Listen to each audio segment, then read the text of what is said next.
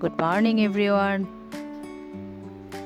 একদম সকাল সকাল আজকে আমি আমার ব্লগটা শুরু করলাম। দেখো, অনেক সকালে ঘুম থেকে উঠে কাজ শুরু করে দিয়েছে। এখনও ভালো করে আলো হয়নি, আজকে অনেক সকালেই উঠেছে। দেখো বাইরে পুরোটাই অন্ধকার, দরজাটা একটু খুললাম।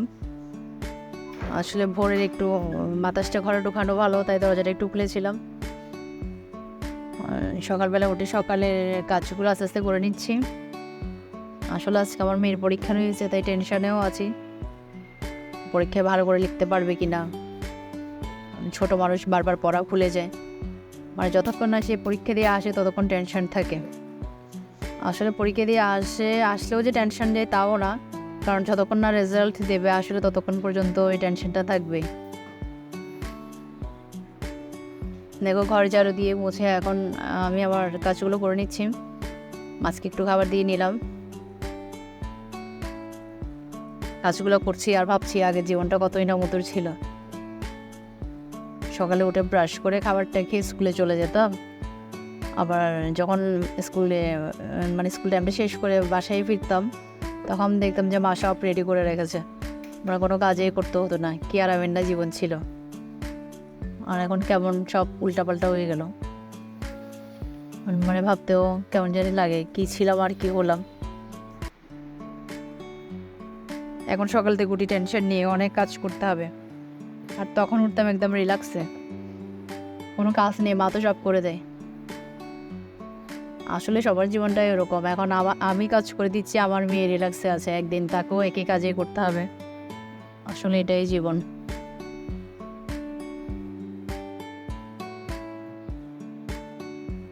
সব কিছু একটু গুছিয়ে নিচ্ছি, কারণ আমি পরিপাটি করে রাখতে পছন্দ করি।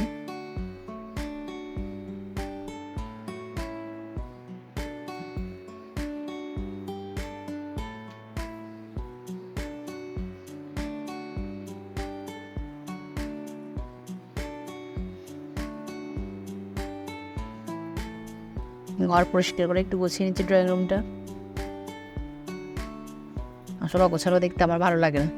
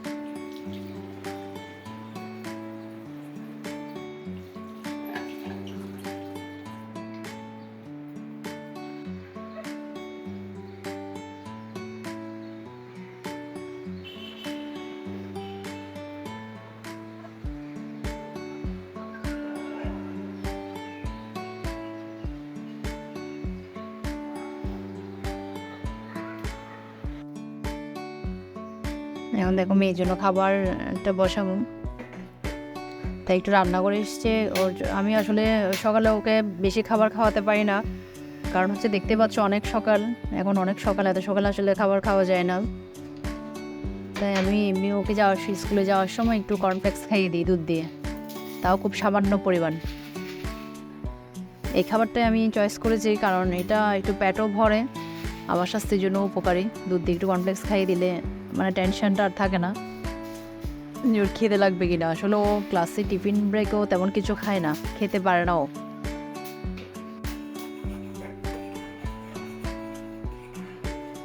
আসলে পড়াগুলো বারবার করে রিভিশন করিয়েছি, তারপরও ছোট মানুষ তো ভুলে যাচ্ছে বারবার, তাই একটু টেনশন বেশিই লাগছে। আসলে আজকে বাংলা পরীক্ষা, বাংলাতে ওই যেটা প্রবলেম হয়, যেমন মনে করো কারগুলো কোনোটা রস্বইকার হবে ও দীর্ঘইকার লিখে ফেলে, এরকম উল্টাপাল্টা করে ফেলে। ছোট বাচ্চা তো, আসলে এটা অনেক বড়দেরও অনেক সময় ভুল হয়ে যায়, তাই একটু চাপেও আছে।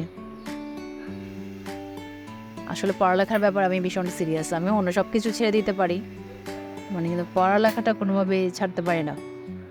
নিজেও অনেক মন দিয়ে পড়াশোনা করতাম, তাই চাই যে মেয়েটাও একটু ভালো করে পড়ালেখা করুক।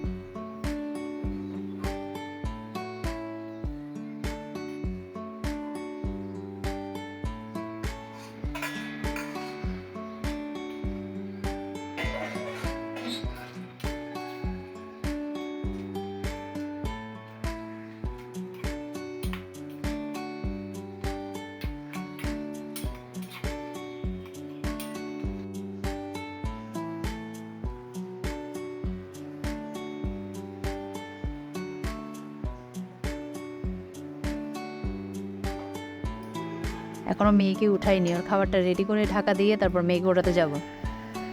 দেখো মেয়েকে উঠিয়ে নিলাম, মেয়েকে একটু ব্রাশ করে দিচ্ছি।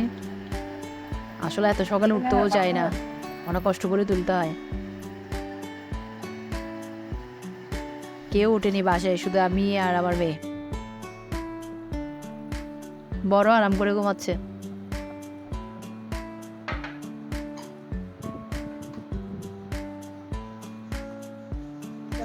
ওকে খাবার খাওয়াতে বসালেও একটু মোটু পাতলো দেখতেই হবে। দেখো তাই টিভিটা ছেড়ে দিচ্ছি, না হলে খাবার খাই না।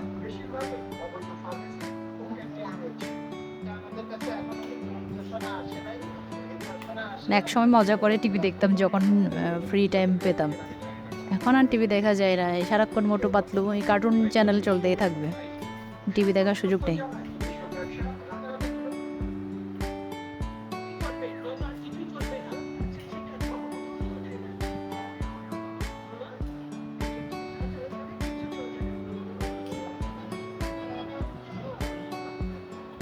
তোমরা তোমাদের বাচ্চাকে সকালে কি খাওয়াও এটা কমেন্টস করে জানাতে পারো। মানে আরও ভালো কোনো কিছু খাবার দেওয়া যায় কিনা ওটা সাজেস্ট করতে পারো।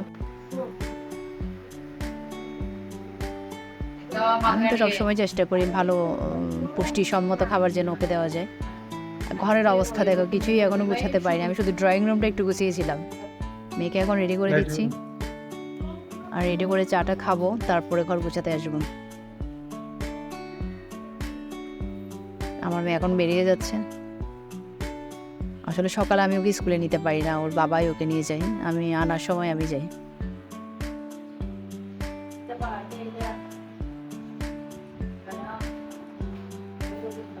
তো বারমাসাইও বেশিক্ষণ ঘুমাতে পারিনি, ওকে উঠতে হলো। মায়েদের তো অনেক ডিউটি, মানে বিয়ের আগে পর্যন্ত এক জীবন, আর বিয়ে হয়ে গেল অন্য জীবন।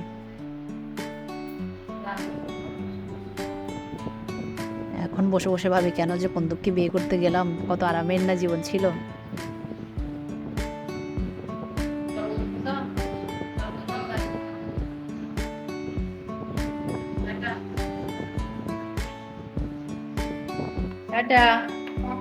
দেখো ভালো করে পরীক্ষা দেবে, কেমন? সব ঠিক আছে, রেজাল্ট দিলে বোঝা যাবে কি ঠিক আছে। বেরিয়ে গেল এখন। আসলে বৃষ্টি না পড়লে আমাদের স্কুলে যেতে অসুবিধা হয় না। এই যে বের হওয়া মাত্রই অটো রিক্সাগুলো পাওয়া যায়, আর অটো রিক্সাতে স্কুলে যেতে প্রায় 6-7 মিনিট লাগে, বেশি টাইম লাগে না, কাছেই স্কুল।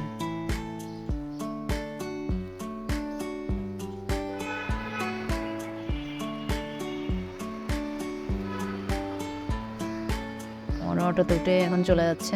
টাটা। আমার মেয়ে আমাদের ব্যালকনিটা রাস্তার পাশে হওয়াতে ওই যে অটো থেকে আমাকে টাটা করে দিচ্ছে, কারণ দেখা যায় রাস্তা থেকে আমার বাসাটা। মেয়ে যাওয়ার পরে একটু ঘরটা গোছালাম।